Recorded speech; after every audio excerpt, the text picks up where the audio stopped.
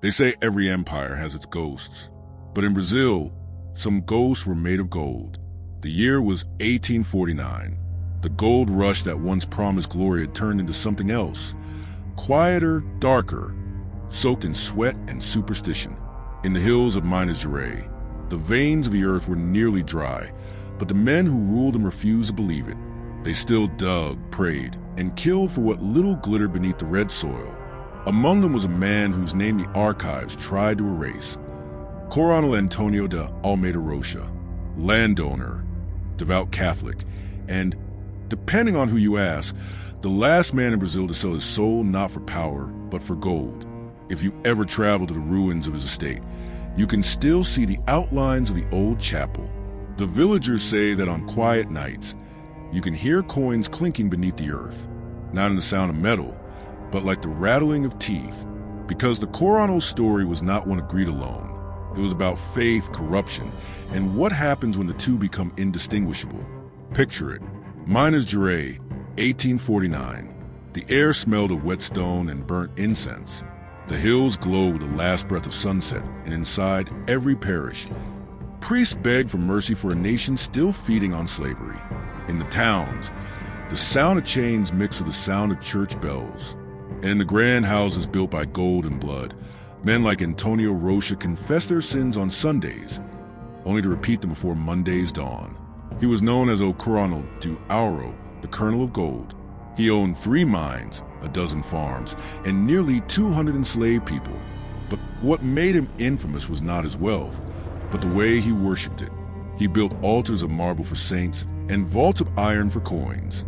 He believed in both heaven and interest, and according to one priest, his prayers weighed more than his conscience. One evening, a visitor arrived at his estate, a man cloaked in black, said to be a gold merchant from Ouro Preto. They spoke in whispers near the chapel, and witnesses recalled the smell of sulfur after the stranger left. By morning, the Coronel was a different man. He ordered the chapel sealed, dismissed the priests who served his lands, and began digging deeper into a mine the slaves called Boca do Inferno, the mouth of hell. They said it was cursed, that the earth bled if you struck it too deep. But he went on, for months. His men pulled out gold like veins ripped from a mountain's flesh. He became richer than any of his neighbors. Richer, but not happier. Servants whispered that he barely slept, that he spent his nights counting coins in the dark, that his hands trembled when he touched the crucifix, and that once he was found kneeling before a chest of gold, whispering prayers that were not in Latin, but in a language no one recognized. The locals began to avoid him. Even the enslaved workers crossed themselves when they saw his shadow pass.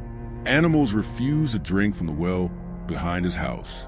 And when the local priest tried to bless the estate, the holy water boiled in his hand. The church sent warnings, but wealth silenced them. Antonio Rocha had become the kind of man who believed that power could absolve everything, even the absence of soul. He paid for confessions before he sinned. He donated gold to the church not out of faith, but to buy silence. And perhaps that's what made his fall inevitable, because one night the gold began to vanish.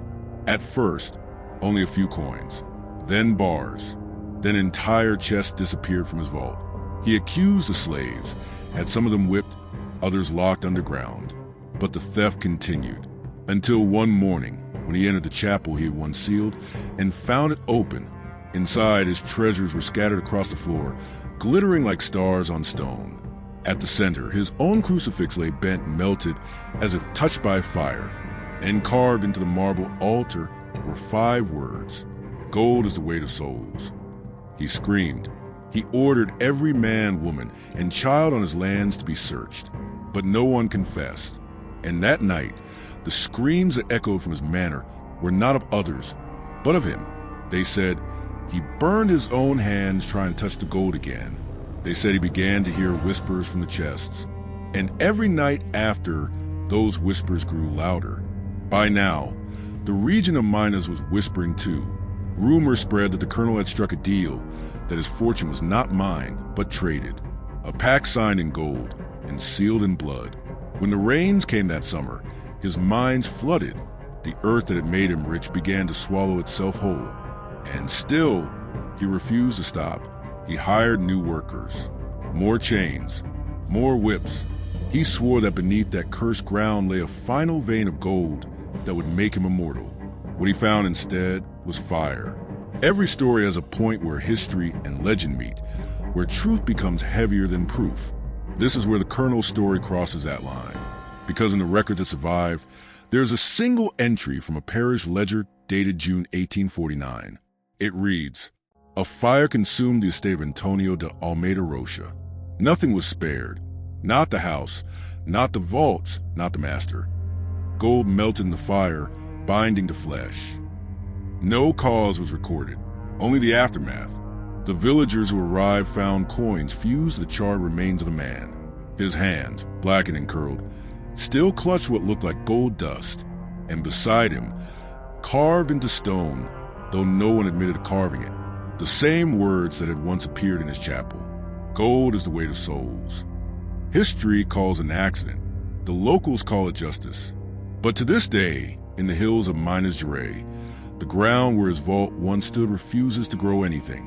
And on some nights, they say you can still see the light of something burning, not fire, but gold glowing from beneath the earth. Because sometimes the price of a soul isn't paid in life. It's collected in the silence that follows. There are moments in history when greed stops being human, when it becomes a kind of prayer. After the fire that should have ended him, the Coronel survived. Barely. His skin was torn and scorched, his hands burned so deep he could no longer hold a quill. But he lived, and when the doctors left, he demanded a mirror. The servants who brought it said he laughed when he saw his reflection, not the laughter of madness, but of disbelief, as if the man who looked back at him was already dead. They said he muttered something under his breath, words that sounded like Latin but weren't. He whispered them every night after that, and soon, people began to notice strange things around the estate. The air felt heavy. Candles burned blue. Animals refused to cross the gates. The chapel bell rang at midnight, even though its rope had been cut, and the Colonel's wounds never healed. The flesh around his burns turned black and hard, almost like gold. He no longer prayed. He bargained. He spoke to the walls, to the gold he still had left. He sat by the fire, counting what survived the blaze, melted coins, fused into grotesque shapes, reminders of everything he'd lost. And still, he could not let them go. When the local priest returned to visit, the Coronel received him at the dining table. The gold crucifix that once hung above the mantel was gone. In its place was a single melted bar of gold. The priest, a man named Father Geronimo, tried to bless him, but before he could finish the prayer, the Colonel stopped him. "You bless with words," he said, "but words never filled a man's stomach. I've given the church my gold. Tell me, Father, has God ever given anything back?" The priest stood in silence.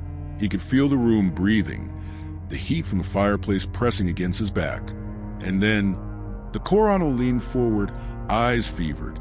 "What if I told you, Father, that the devil listens faster than God?" The priest fled that night and never returned. A week later, the villagers found a chapel door open again. Inside, the altar was covered with coins, not polished but dark, as if they'd been buried for centuries. On each one, scratched by hand, a symbol, a circle with a cross inverted inside. It was no longer faith that ruled that house. It was obsession. By 1850, the town of Aro Branco stopped speaking his name. Even merchants refused to pass near the road that led to his estate. Those who worked the mine said they heard voices in the tunnels, whispers echoing from the stones, as if the gold itself were breathing. And always, those whispers carried one name, Antonio. The remaining enslaved workers began to disappear. Some ran.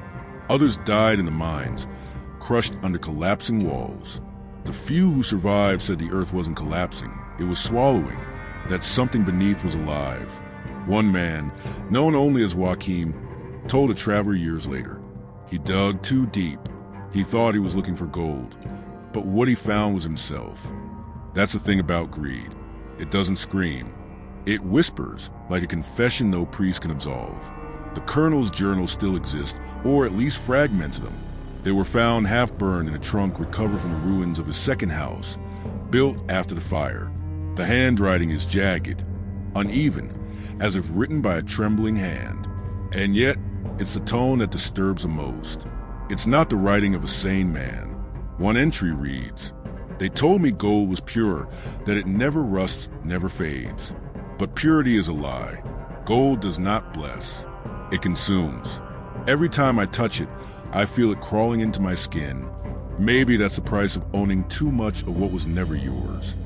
Another entry. The fire didn't destroy the gold. It only baptized it. By then, he had stopped receiving visitors. The slaves who hadn't fled were kept underground, working night and day. He said he could hear the gold whispering where to dig, that it spoke in the voice of a man he once met in Aro Preto. And sometimes, when thunder rolled through the valley, he would scream back at the sky, shouting for God to answer. But only the echo of his own voice returned.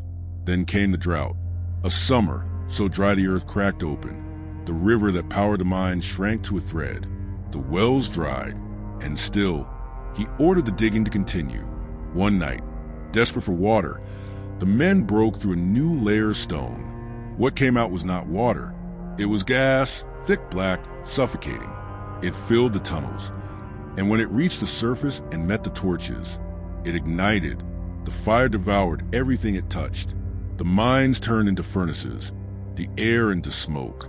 And yet, from a manor above, witnesses claimed to see a figure standing at the entrance, the colonel himself, watching it burn, face lit gold by the flames.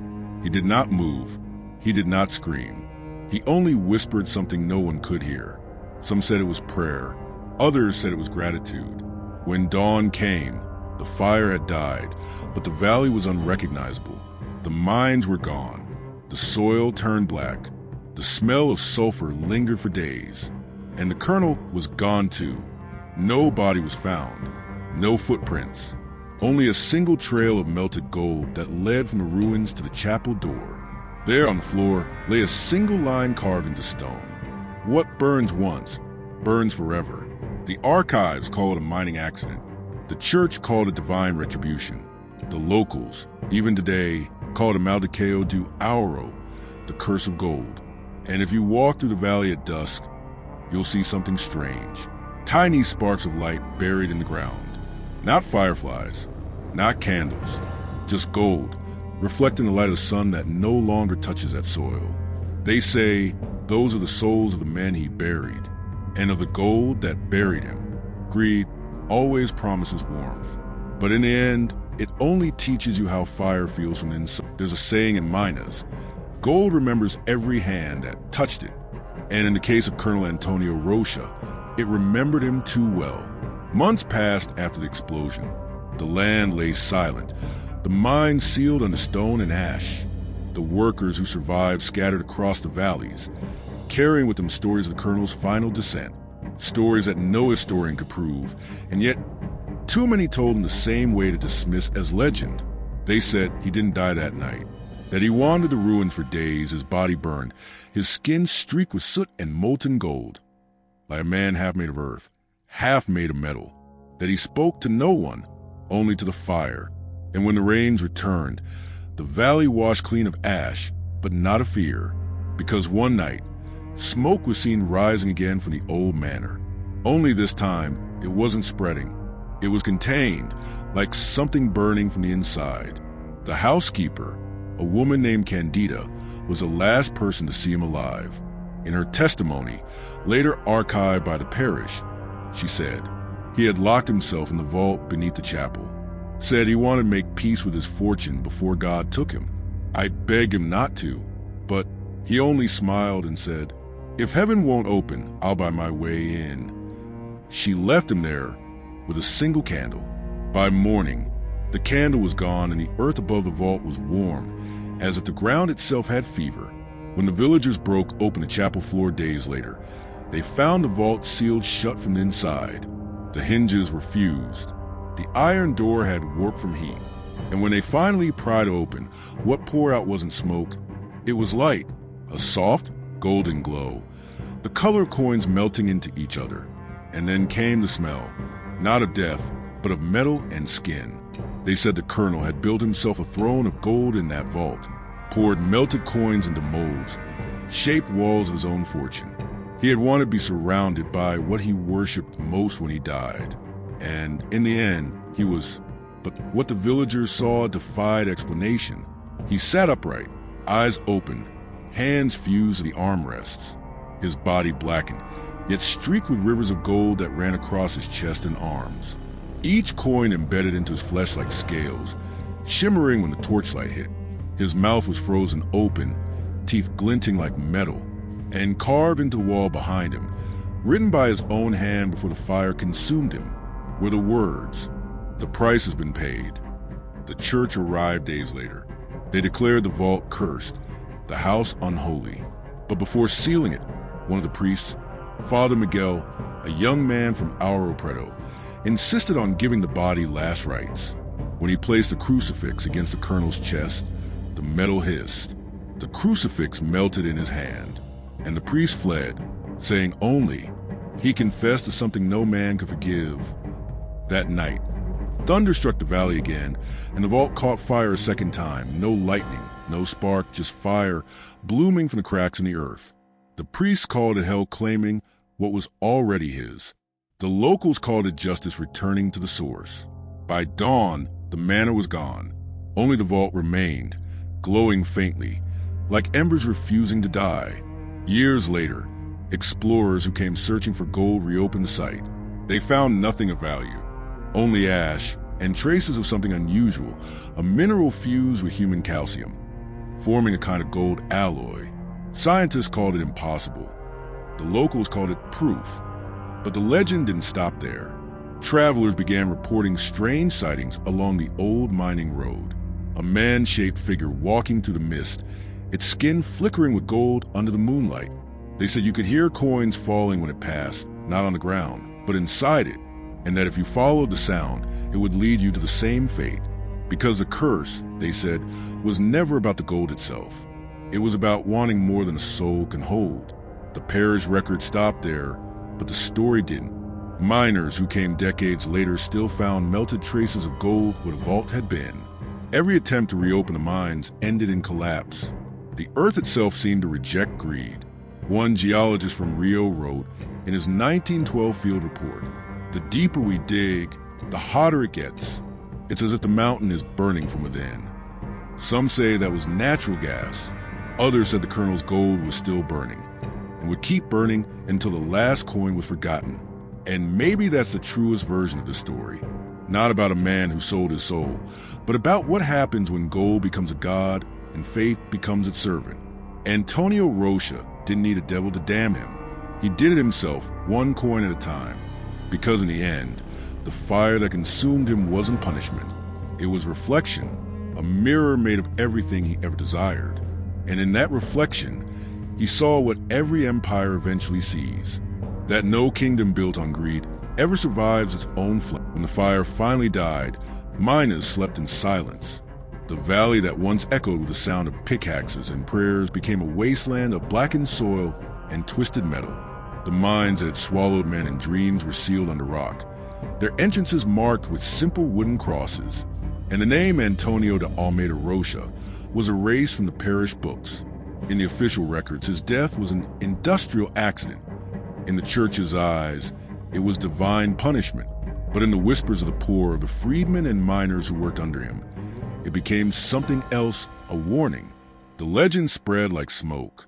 They said the colonel's soul never left that valley, that his spirit guarded the gold he could never take with him, that the mountains still whispered his name when the wind blew east. And if you listened too long, you'd start to hear coins clinking beneath your feet. Years later, during the turn of the century, a group of engineers arrived from Rio de Janeiro to reopen the site. They were modern men of science, electricity, and ambition. They laughed at the old stories, called them peasant superstition. But when they began drilling near the old vault, something strange happened. The machines jammed, the air filled with the smell of sulfur and rust. And when they broke through the last layer of rock, they hit something that sounded like glass. It was not quartz, not metal, but a sheet of fused gold and bone. The foreman, a man named Estevao, touched it with a gloved hand. He said it pulsed, faintly like a heartbeat. The workers refused to continue.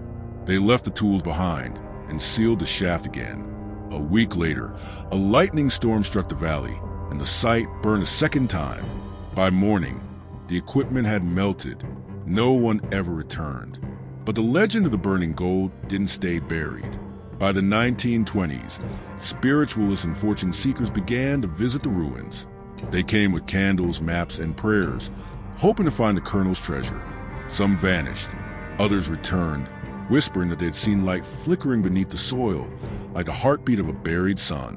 One man claimed he saw a hand, black, skeletal, and glittering with gold, rise from the ground, only to turn to dust when touched by air.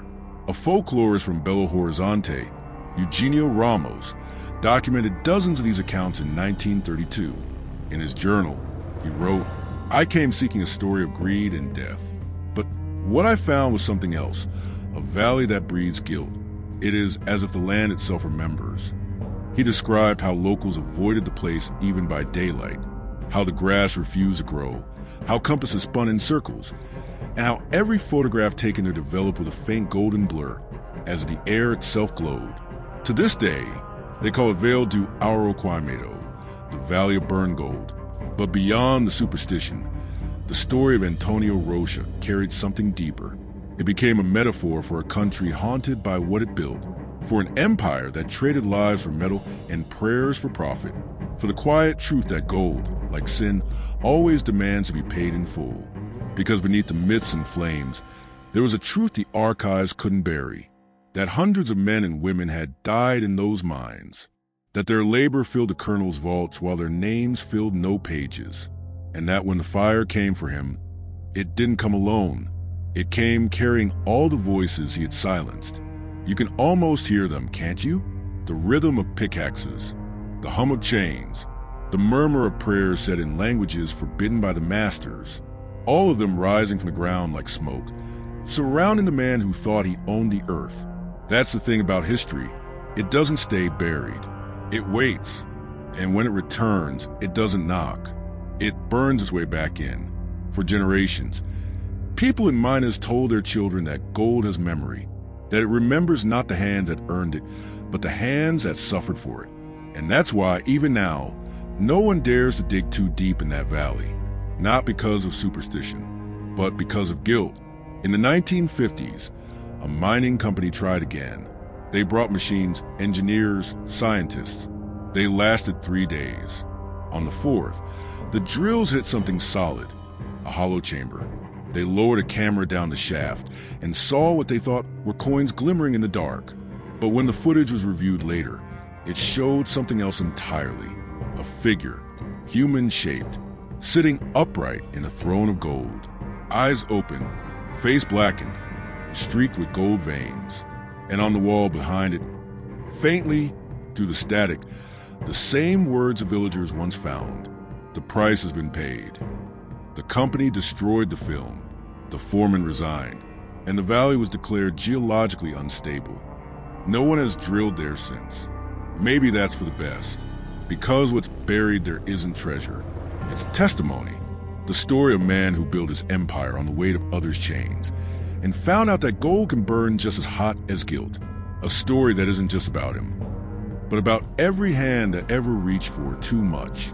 And maybe that's why this story still matters. Because greed, like fire, never really dies. It only waits for air. The ruins of his mansion still whisper when the wind passes through the hills of Minas. Locals say that on certain nights, the air smells faintly of burned metal, as if the earth itself still remembers. They built new houses over the ashes. They planted churches, roads, and schools. But under the ground, the fire sleeps. It's not the kind of fire that fades. It's the kind that hides, the one that moves from the gold of one man's greed to the heart of a nation built on silence. The colonel's gold melted with his flesh, but the same hunger that consumed him never truly vanished. It changed faces. It learned to wear suits instead of chains. It learned to build banks instead of plantations. And in that quiet transformation, the fire kept burning behind every fortune that was never questioned, every name written in marble, every monument that forgot who paid for it with their lives. Some fires burn wood, others burn truth. This one burns history. And maybe that's why we tell these stories. Not to curse the dead, but to wake the living. Because a fire that burned as gold never died.